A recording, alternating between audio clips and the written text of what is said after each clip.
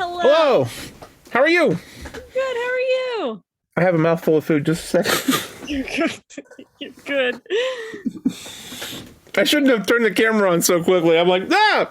I feel like we always catch each now- other at dinner, so I apologize. And it's 8:00 there, and it's 5 here. So I mean, but I eat dinner at 8:00 sometimes too. So I don't feel, We ate at like 2 p.m., so I wasn't even hungry. I was just like, I need to eat something, and I made the worst mac and cheese I've ever made.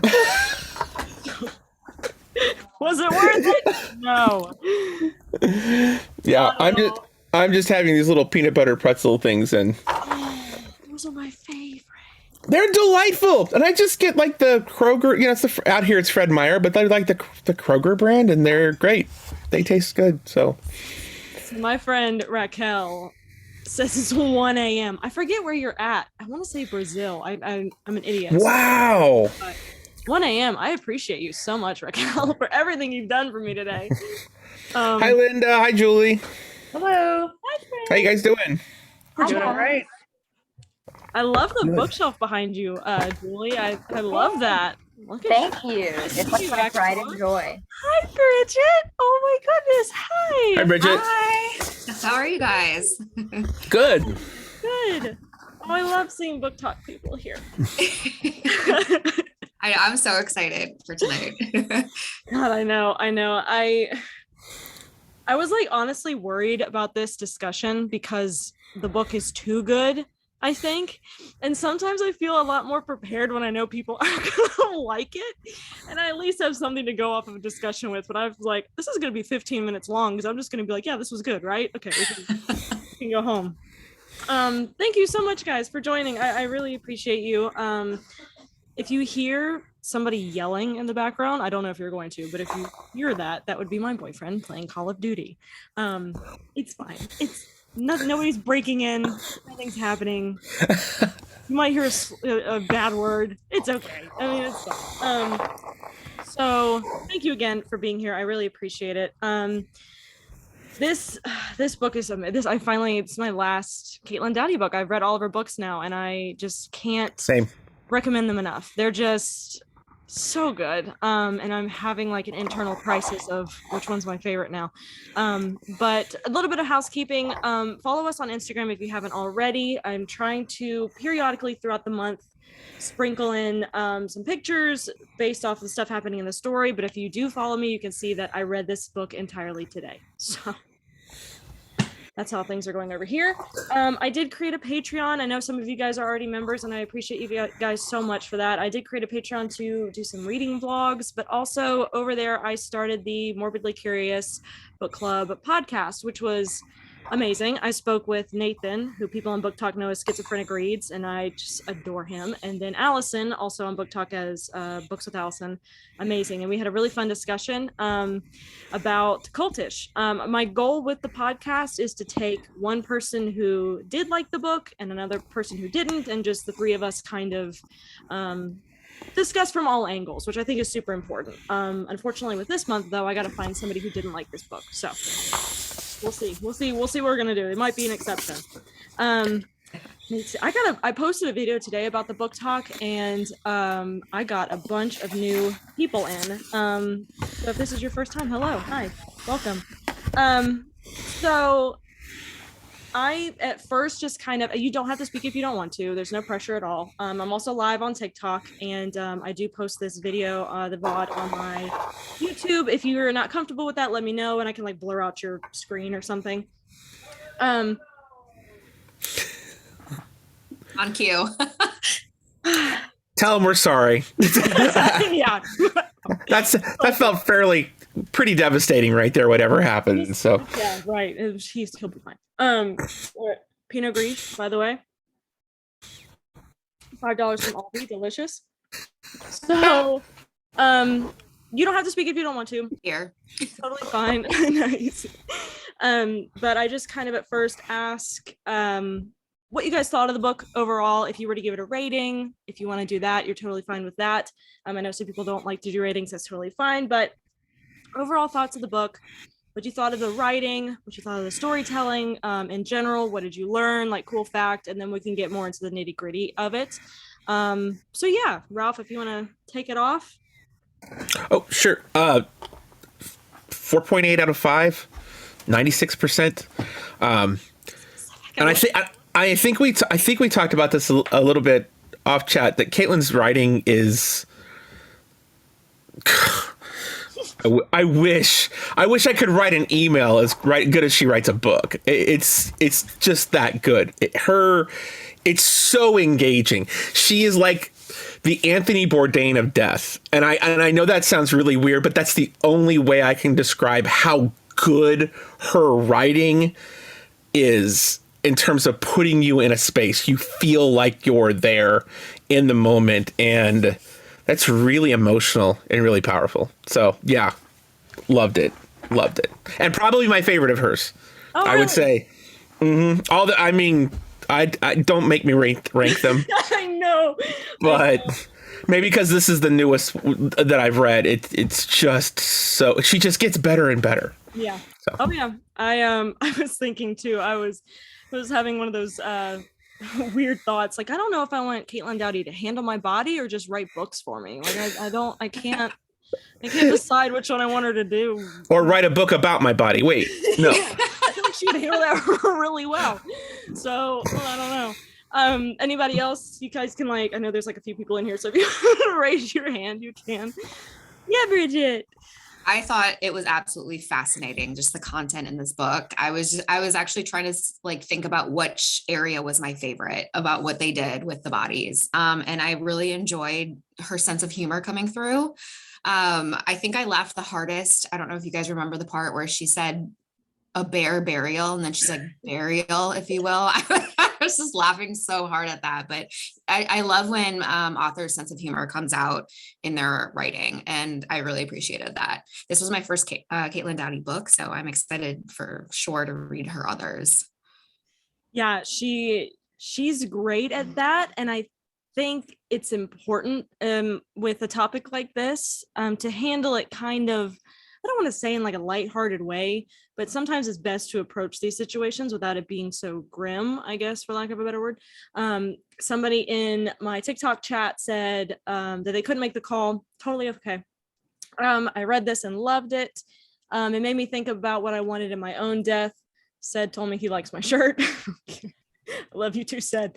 Yeah, made me think of things I haven't thought of before. And yeah, love her sense of humor too. She just has this way of approaching things that sometimes we have to ask. Can I go take a shower? No. Somebody else is playing Call of Duty. Okay, anybody else want to go ahead? Yeah, Julie. Yeah, I'll go. So this is also my first Caitlin Doughty book, and I'm already like on Goodreads adding all of her others to my list because I also loved it. And yeah, her storytelling to me was it was like fun and engaging. And yeah, when I saw that like burial, I had to like put the book down for a minute because I was like, that is the best pun I've ever heard in my life. Yeah. So yeah, her storytelling was so interesting. And I just loved how there were a couple of things I was like, oh, I know she's going to talk about that, like Day of the Dead. And so I was like, oh, this is going to be one I can kind of breeze through. And I was like, I learned so much about things that like she took it in a direction I really didn't expect her to, on things that we all are, probably a little bit familiar with, which I thought was really cool. So yes, big fan. I think I gave it like 4 out of 5 because sometimes I was like a little confused. Like sometimes she kind of like got in her head a little bit, and I was like, wait, what were we talking about? But that was probably just me. So, but yeah, I loved it. Yeah, sometimes I notice she does that. She can go off on these tangents. I just remembered, and I will say, if you guys are e-readers at all, I would not recommend reading Will My Cat Eat My Eyeballs on an e-reader of any sorts. For some reason, I had issues with that because there are also illustrations in that book, and sometimes it would like the words would like overlay on the what the hell am I trying to say? The pictures, on the illustration. Yeah, you would only see like a few words because it was kind of overlapping. So just a FYI, but I highly recommend that book too. I mean, that's just such a Caitlin Doughty title too. Did you want to tell us, Linda, what you thought of it? Or Sure. Yeah, I also enjoyed it. This was my first by her as well. I'm sure it won't be the last. I'd probably give it 4.5 out of 5. And mainly, I didn't have any issue with the book. It was just the topic itself. I needed to get away from it periodically because it was heavy. But it was so fascinating, and her writing is conversational, and she seems like somebody who would be really cool to hang out with for a little while and hear more about her stories. Definitely want to like have a beer and play darts with her. She definitely seems like that type. That would just be it would be a good time, you know? Yeah, real chill. Yeah. Yeah, she seems fun. If you don't follow her on YouTube already, I think she's on there as just The Good Death, or that's her Instagram. I don't know, one of those, but she has really, I don't feel like I'm using the right words when I say like quirky, because I don't want to call it quirky, but she just has like a great way of approaching these topics of like such strange things that sometimes you don't even think of. Yeah, I think my favorite of hers is Smoke It's in Your Eyes, which is her personal memoir of becoming a mortician and how she got into that sort of field. And it's very, you know, of course, strange and how she got into it, and morbid in itself, of course. I feel like you have to have some sort of interest in that to get into dealing with bodies. I wanted to be a mortician for a little while there. I'm still considering it. The only thing that I'm worried about is the tattoos and the facial piercings. I had an interview one time with a college up in Boston that was pretty well renowned. Of course, I don't remember the name of it, but for their mortuary school. And she was like, well, you would have to put like something else in there or take it out entirely, or, you know, wear long sleeves. And I'm like, okay. All right, fine. So it's on the back burner for now, but maybe one day. Because she made me so interested in it. And I'm like, this is something that I feel like I could do, you know? And I don't know if that's just because I, again, love her writing, or if it's, or if I actually am interested in it. She goes to Cullowhee, North Carolina in here. Crazy. That's where I went to college, Western Carolina University, which nobody has heard of unless they're from the area. And I remember picking this up at the store and seeing that and buying it on that principle alone. My biggest regret in life, if I were to pick a regret, is not studying forensic anthropology at Western Carolina University, because they are one of the only schools in the nation with a body farm. And I remember when I was there at school, that was like the big topic. Like the forensic students, of course, didn't want to tell you where it was because they didn't want drunk college kids fucking with the bodies. But that was like a thing, like, hey, I know where the body farm is, but I'm not going to tell you. Like, you have to find it. Because if you were to walk off campus, any of those kind of schools in the Appalachian Mountain area, you just are in the woods. Like, it's just out there. Like, that's why I was always scared to go to parties too, because if you had to run from the cops, it was just like you were going to get eaten by Bigfoot. So it's just out there somewhere. But I thought that was amazing. It just made me really nostalgic, and I got goosebumps for talking about going to like the town pub, and I'm like, oh, I wonder where she went, you know. I loved Western. I miss college so much. But yeah, she's an amazing writer. I was trying to find.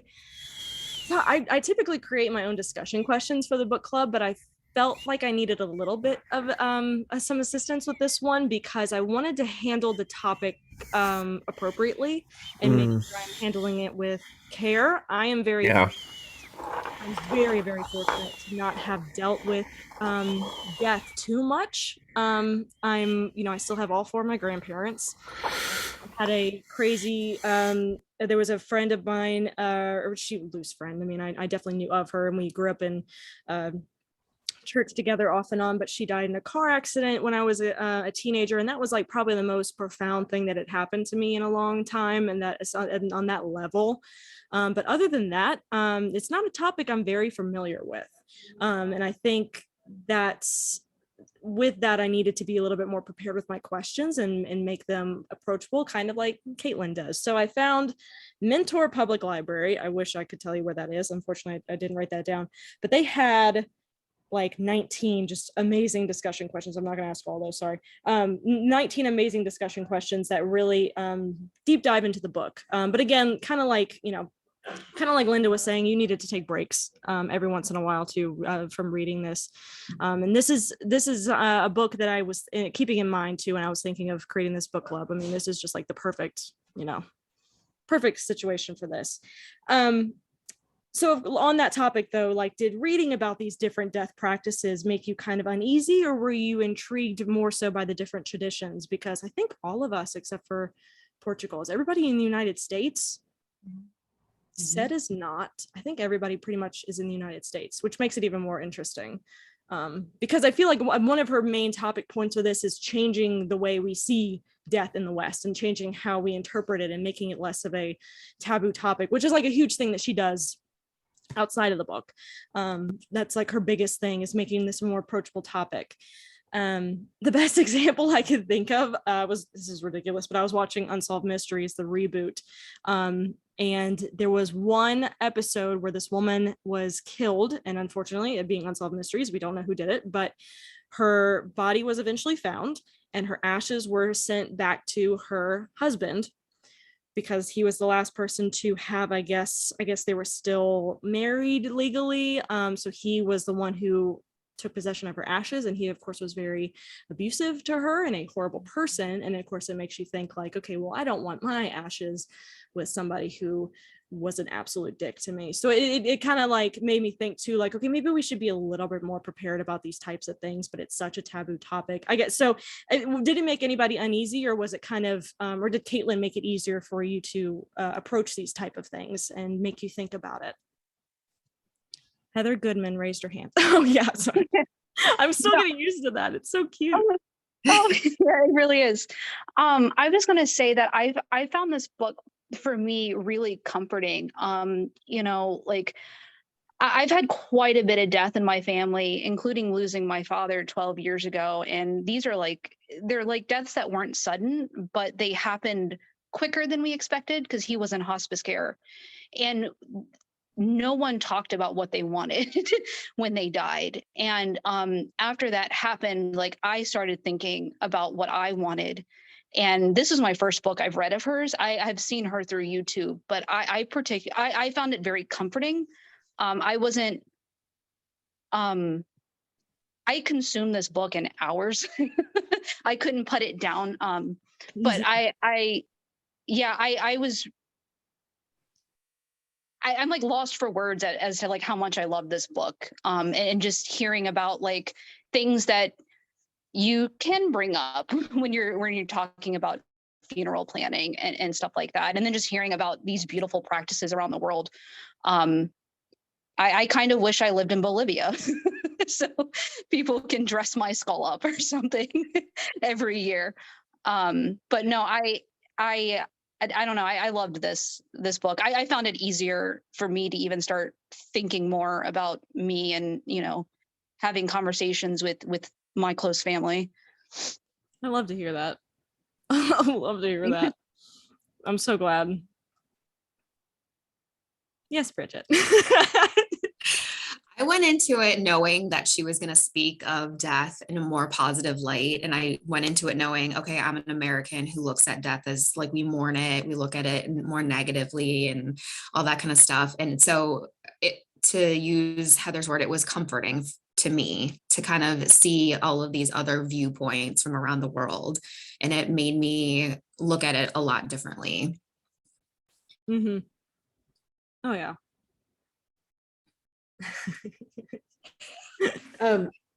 Yeah, I was fascinated by the book. I wasn't, uncomfortable at all. But what I thought was really lovely was, you know, here, like I lost my parents a while ago, both of them.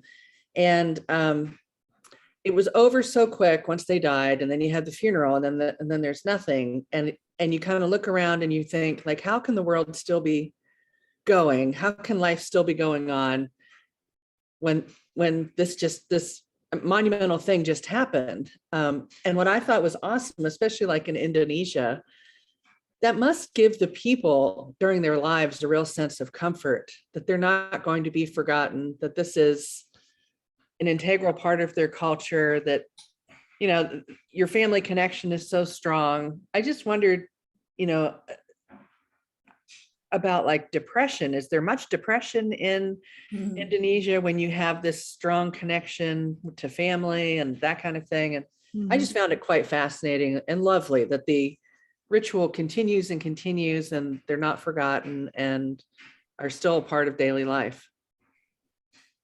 And on that same vein, they talked about in Japan how suicide was seen as honorable. Yeah. It's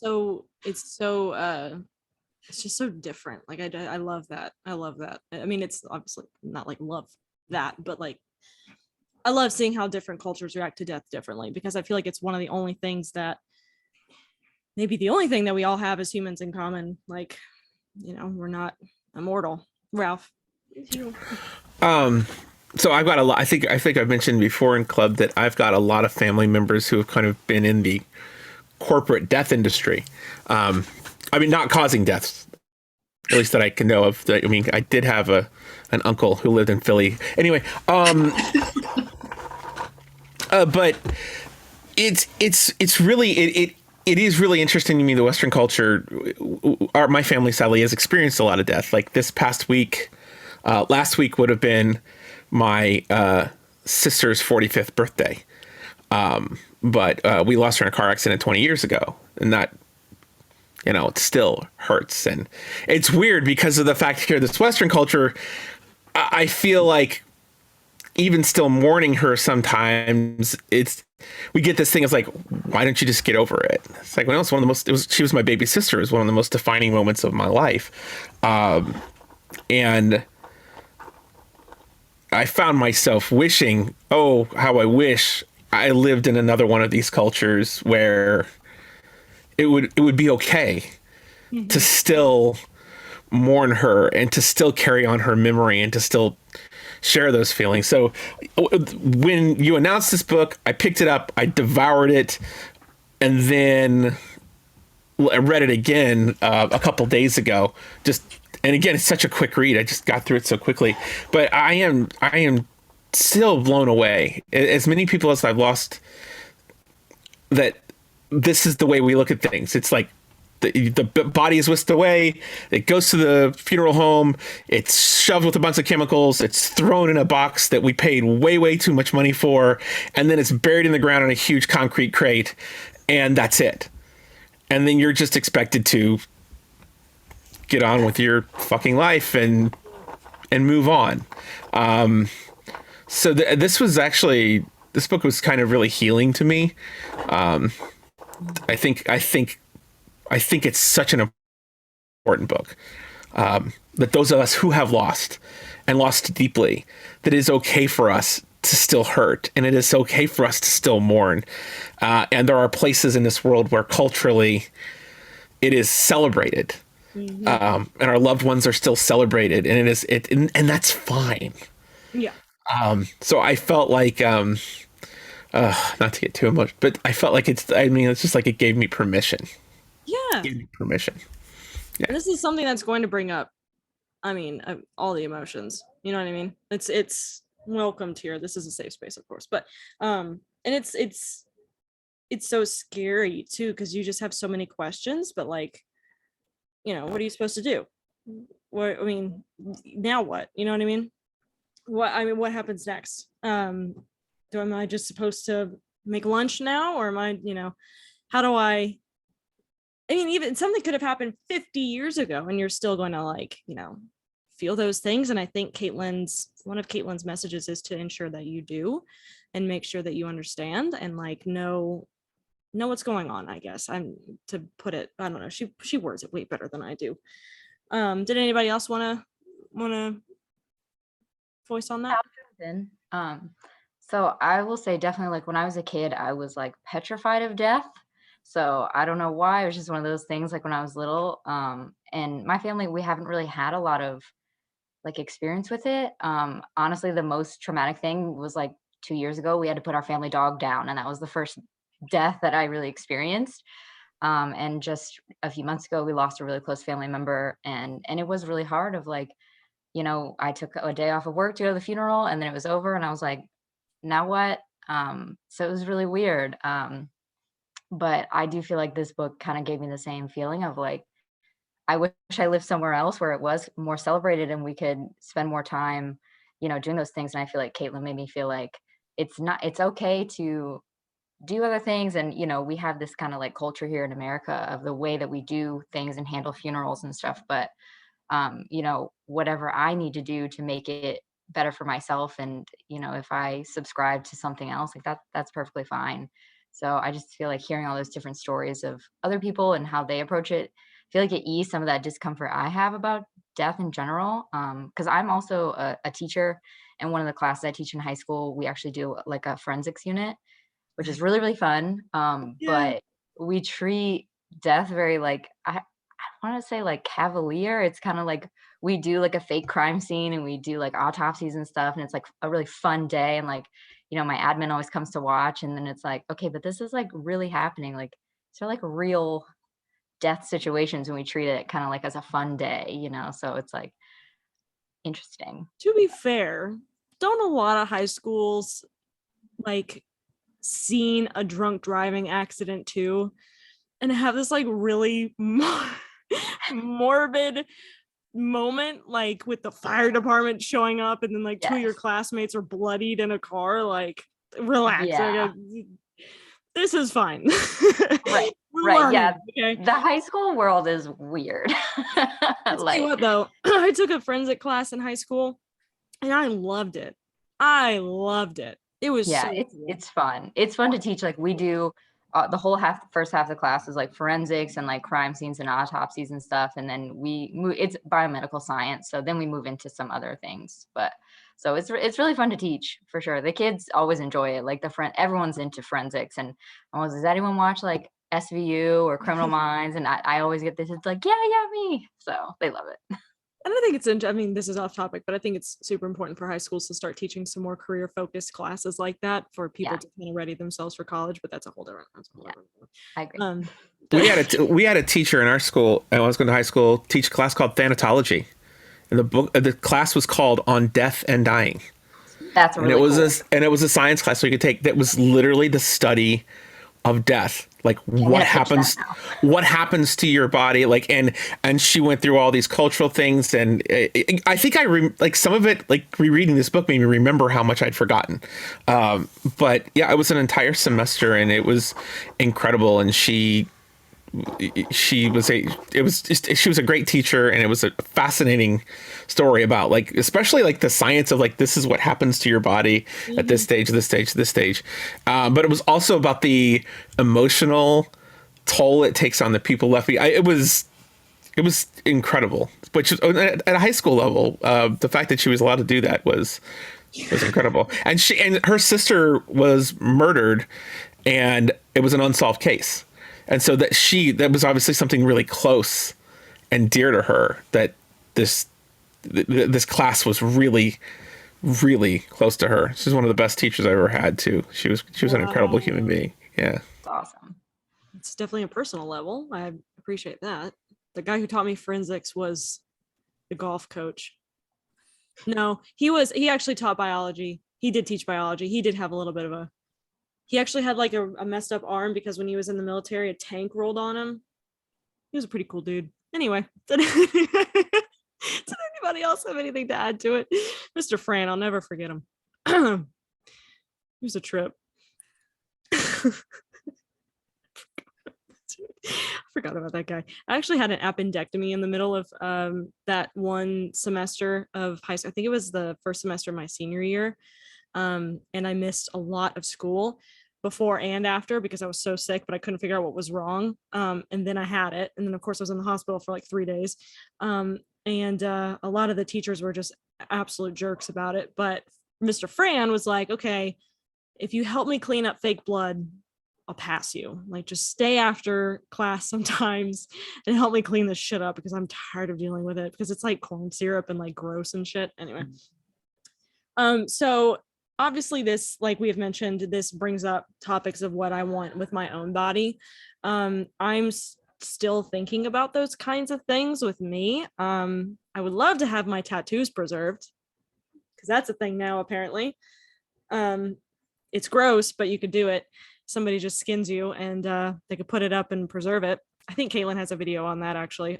Sure she does. But one of the things, not just because of Western Carolina, but maybe donating my body to science is definitely up there, especially to Western Carolina.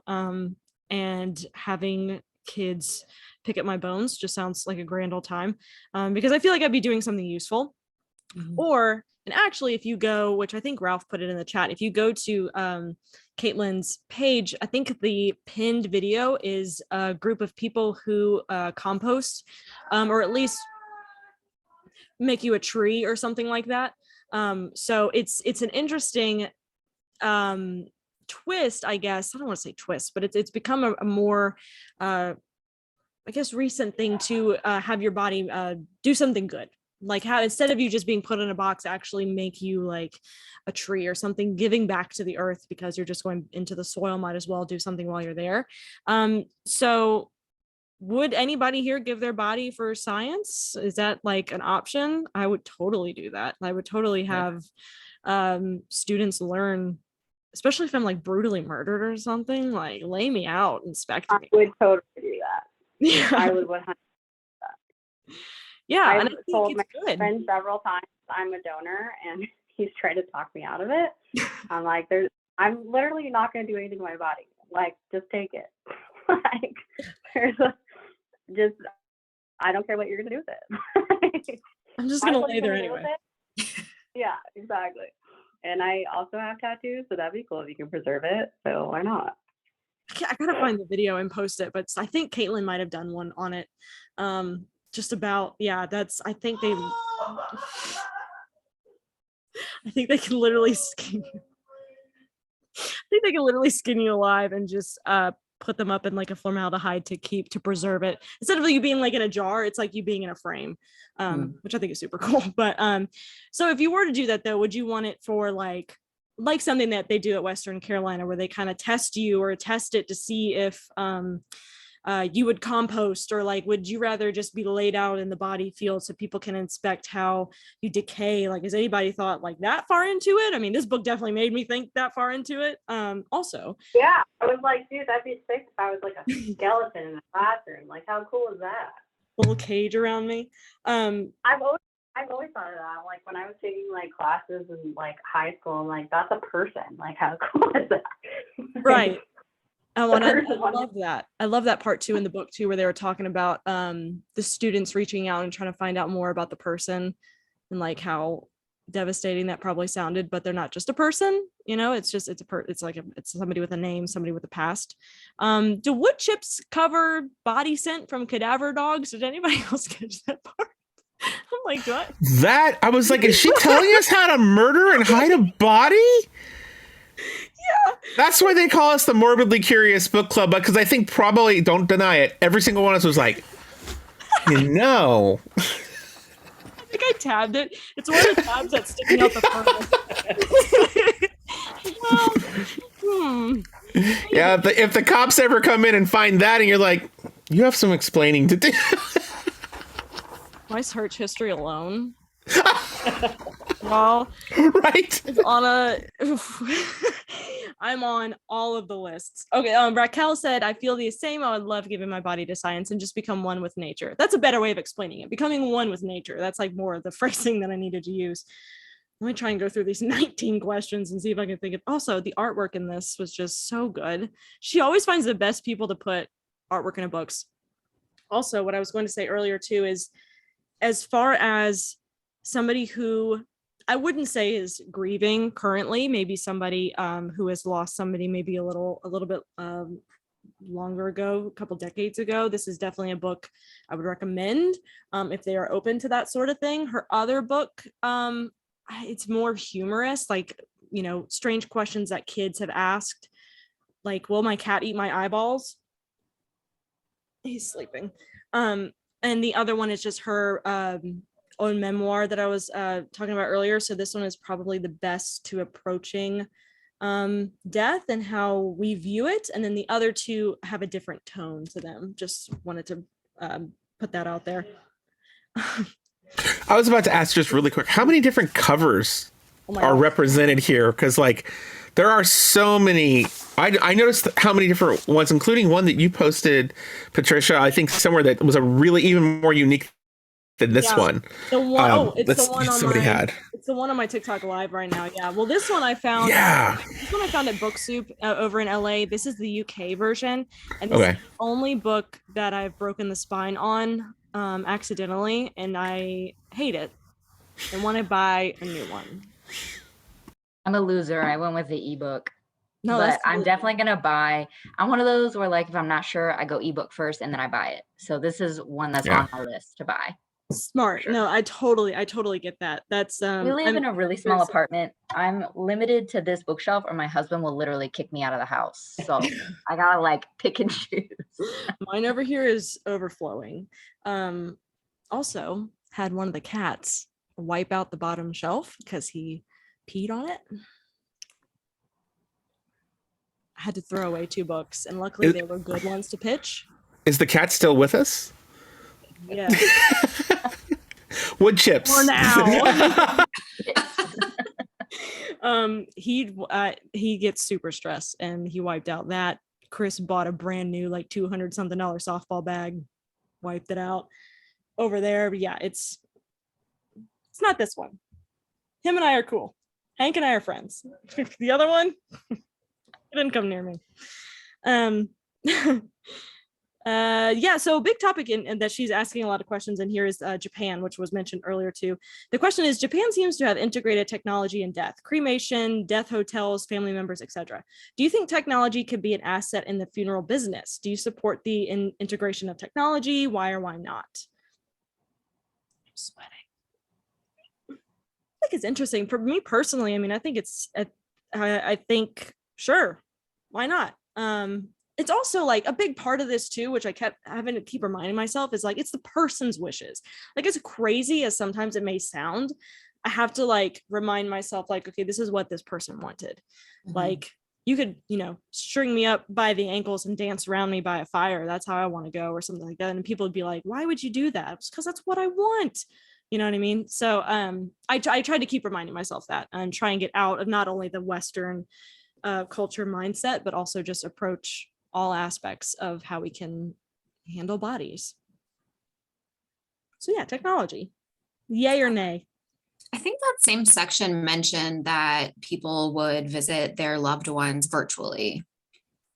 And so how can you do that without technology? So Right. I don't know. For that reason, I'm all for it. All that and other reasons. But yeah, I think it's definitely helpful. Yeah. I mean, I think I think we don't know where the future's headed, of course, but technology, of course, is just growing and growing. So it's a potential for something like that. I don't see a problem with it. Another one of the questions was just the death tourism, which is tourism. Why do I feel like I'm saying that wrong? Close enough. Or tourism. Am I saying that wrong? Yeah, it's fine. You're totally fine. That habitable. That's the other one that gets me. I read a lot of sci-fi books, and I get caught up on habitable, whatever. Okay, so the book talks about death tourism. What do you think about people who go to observe other cultures' death practices? Exactly what she did in this book. Do you think it's kind of intrusive, or do you think it's important for people to learn those types of things, especially if they're coming from America? I think as long as it's respectfully done. I think in any level of tourism, whatever is as long as it's done in a respectful manner, which Americans sadly are not known for. Selfies with bodies and whatnot. I think that's so important that when we come into a space, especially for these people, it's a sacred space, that we're respectful of that. And I think there's a right place and right time to ask questions and not ask questions, and to be quiet. And if we're asked to be present and involved, but respectfully. But it seems like a lot of some of these spaces, Caitlin, seem to say that they're welcoming it because it's good for their economy, and they've kind of built things around it. And so I think if that's their culture's choice and they don't mind it, then great. But I think just that level of decorum and respect and knowing when to be silent. Knowing to put the phone down. Yeah. Exactly. Yeah. You don't have to film and photograph everything. And I think it seems to me, again, very much like how I said, Caitlin just reminds me of the Anthony Bourdain of death, that she really researched a lot before she went. She went with guides who were respected. She deferred so many times in the book. She deferred to them as to like what's okay right now, what's not, where should we be.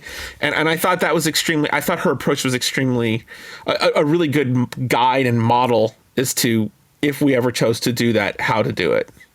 Absolutely. Yeah. Heather has her little emoji hand raised. Yeah. Am I remembering this correctly? She was talking about, what are they called? Sky funerals, and how like, I think so. weren't vultures like being scared away and like affected by Scared away. and I know there was other issues with population size with the vultures, but I thought that they were also having issues with like tourists coming in or trying to sneak in and scare them away. So in that situation, like, also that seemed like a very sacred practice where you're not supposed to have a bunch of spectators. Or a bunch of drunk college kids trying to find the body farm. Yeah. Or that. Yeah. Don't do that. Yeah. I would love to go to Bolivia now and experience the thing that I forget the name of it. That, I don't know.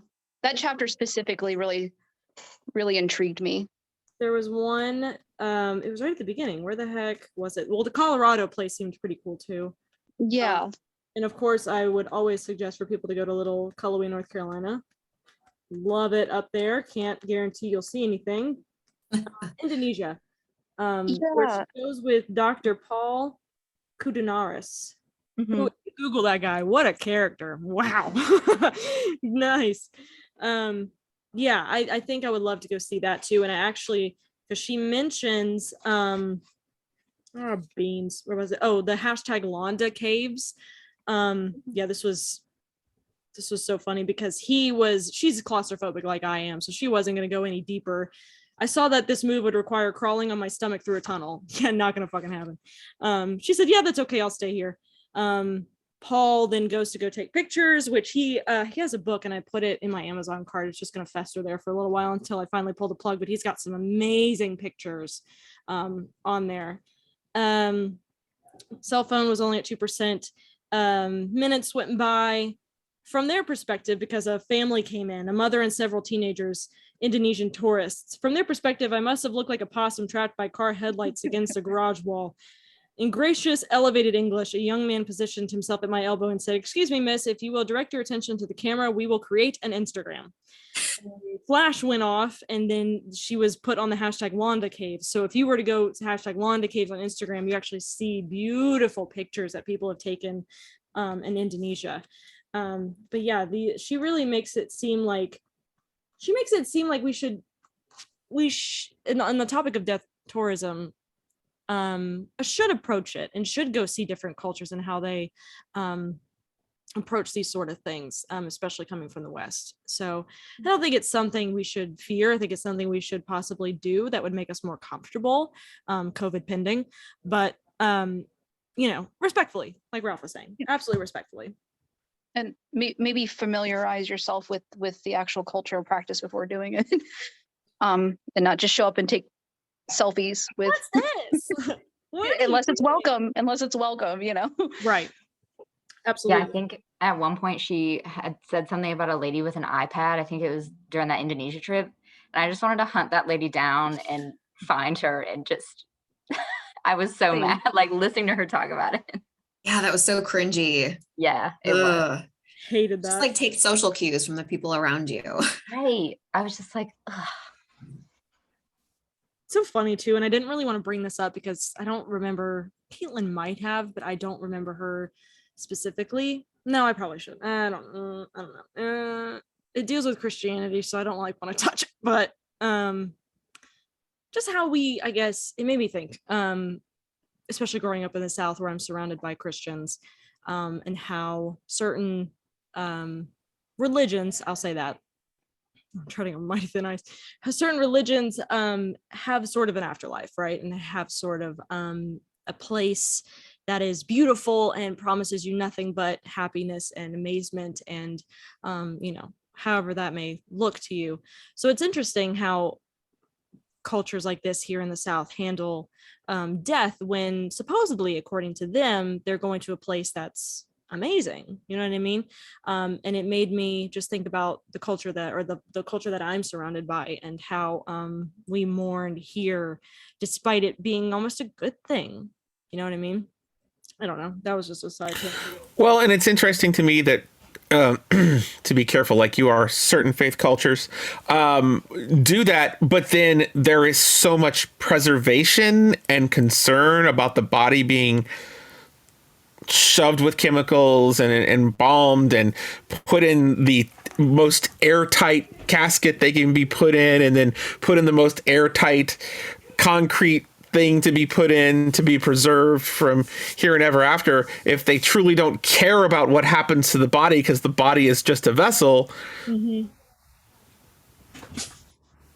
why spend $12,000 to $20,000 on? No, it was that much. Oh yeah, I didn't know. It's ridiculous. One thing that I was thinking about when I was reading, and of course I was happy that, I was assuming she would, but I was very happy that Caitlin brought up, is of course reforming our beans. Did I not tab it? I thought I tabbed it. About women's bodies. Where was that at?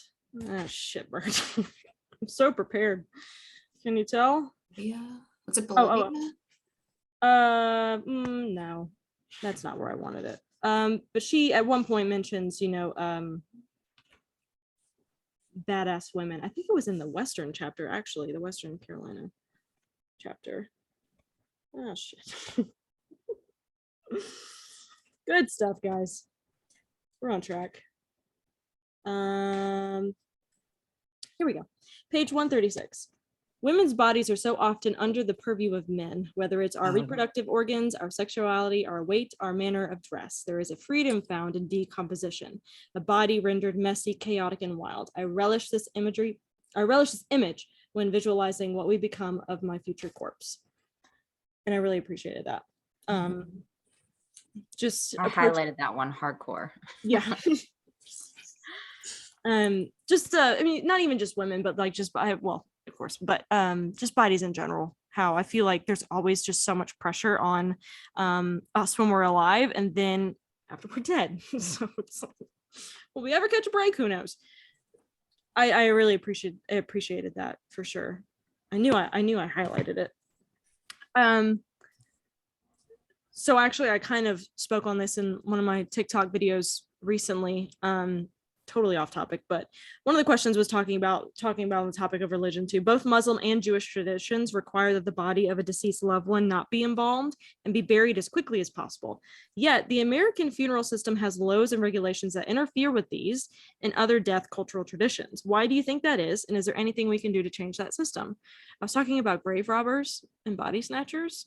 And how they would target not only poorer communities because they couldn't afford to have the security around their casket and their dying their gravesite. And Jewish communities were hit pretty hard too, because in Judaism you need to be buried within 24 hours of your death. And of course now not be embalmed, and this is mostly Muslim and Jewish traditions, but I also think she mentioned Christianity didn't like this either. So why do you think that is? Why, I mean, on top of that too, just why is the American funeral system has laws and regulations that are just so strict nowadays? Like, why has it become such a capitalist thing? And like, why is it so expensive? What the heck happened? White men. Just kidding. This conversation the worst. We really are. I'm so sorry. We had this same conversation last month. I think we have it every month, and I think we have the same result. Yes, we are the absolute worst. And poor Ralph is here every time. Oh no, it's totally cool.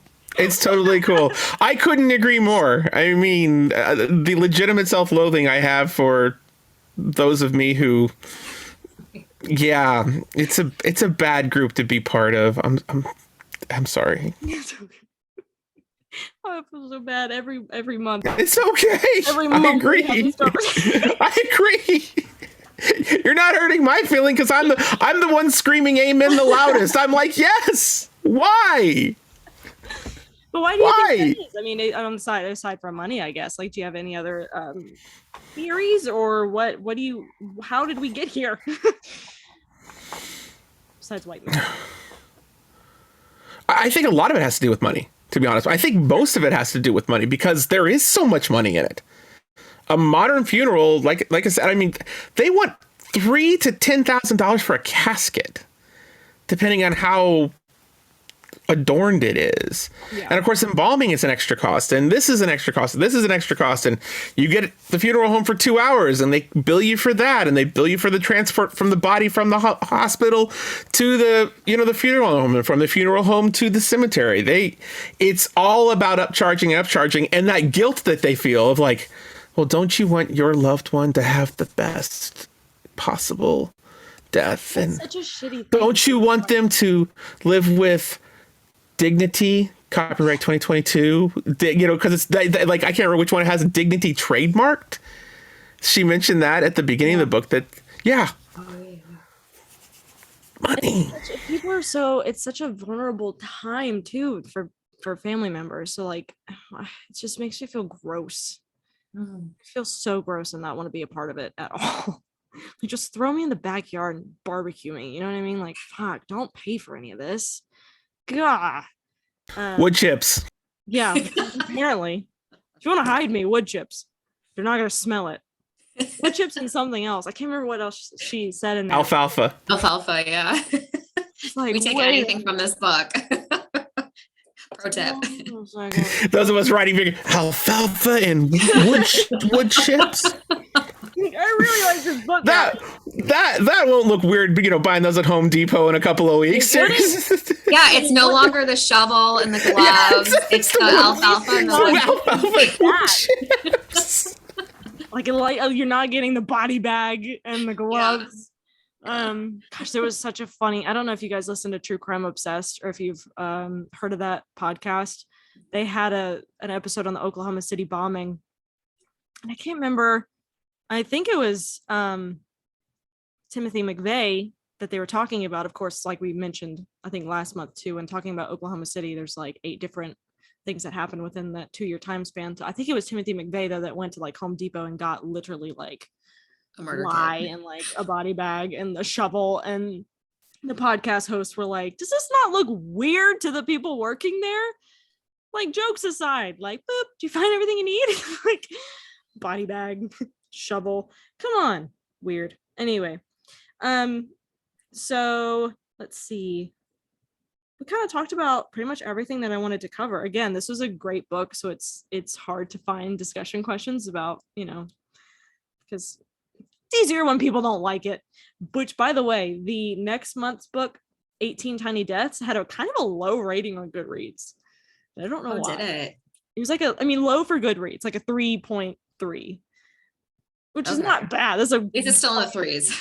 It's like a fine rating, but on Goodreads terms, it's not good. So I'm nervous about that. I don't know. But I always like those. I feel like it's a gamble. It's like, is challenge. this going to be really good and people just don't get it? Or is it really trash? Listen, I one like of my favorite books of all time, The Body Double by Emily Beta. I think it has a 2.5 on Goodreads. People ripped that book apart and I loved it. I loved it. If you like Verity, read The Body Double. I'm telling you now, nobody will listen to me. Read The Body Double. It's so good. It's so good. Same situation where like a higher up person is like kind of not there and you're doing stuff for her and she's literally like being her body double. Like it's fucked up. I love it so much. 2.5 out of 5 on Goodreads. I'm just double checking over the questions here. I mean, it's pretty much everything we want to talk about, unless you guys had any last minute things you wanted to mention. But yeah, this book was great. Buy all of her books. She's amazing. Subscribe to her YouTube. You mentioned podcasts just now. When they were talking about Crestone, Colorado, I'm not sure if you guys listened to the Up and Vanish podcast with Payne Lindsay. His second season, it was a missing girl, Crystal, I forget her last name, but she went missing from Crestone, Colorado, and he went there and talked to all these people in that area. And I really got a sense of that area. So when I got to that section in this book, it definitely made sense for how they cared for the dead. So I don't know if you're interested in when you were reading that section, you should go listen to season 2 of Up and Vanish because It's so he is interesting. It's called Up and Vanish, you said? Yes. It's a good Yes. one. From what I think I've heard, listened to it a couple times. It's pretty good. It's so interesting though that you kind of, which I'm getting, okay, this is going to be a stretch, but you had an idea of this town beforehand and then you read the book. Like, did you kind of go into it nervous? Like, I don't trust these people type of nervous, or were you kind of like, oh, this makes sense now. I need to listen to the episode. But you know what I'm asking? Like, you kind of had an idea of this town already and then it's mentioned. It just made sense. It was the make sense aspect. Yeah. Because It's kind of where people go. It's a town known for people go here to kind of like forget about their lives before, kind of live a more simple life, that kind of thing. I think it said in the chapter it was like a town of like maybe 4,000 people. I can't remember, but they like to stay hidden there and kind of be in their own and all that kind of stuff. And yeah, I don't know. I highly recommend listening to that season of the podcast though, because you'll really get a sense of the area for sure. I really enjoyed that chapter. I thought it was super great with what they were doing, especially just with me, of course, leaning on the more scientific side of what to do with my body afterwards. I thought it was good too, but also just how they respected it. Like it just felt very respected. Yeah, I really loved that. I really loved that chapter. Okay, that's anything else? Everybody like the book? I don't know what to do. I'm not arguing with anybody. I'm just kidding. We never argue on here. But yeah, I mean, thank you guys so much for coming. And thank you to everybody who's in the live. I appreciate it. Yeah, next month. Hang on, let me get it. Shit. My Christmas pajamas. I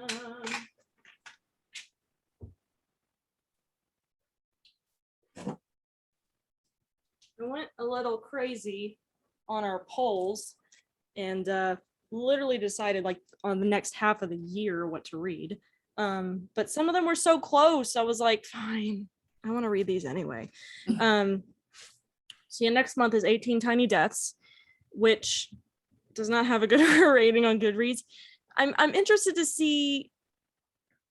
I don't know. It is written by a dude about a pioneer woman in science, so I'm already like, okay, well, I'll give it a pass. Oh, there's a bookmark in it.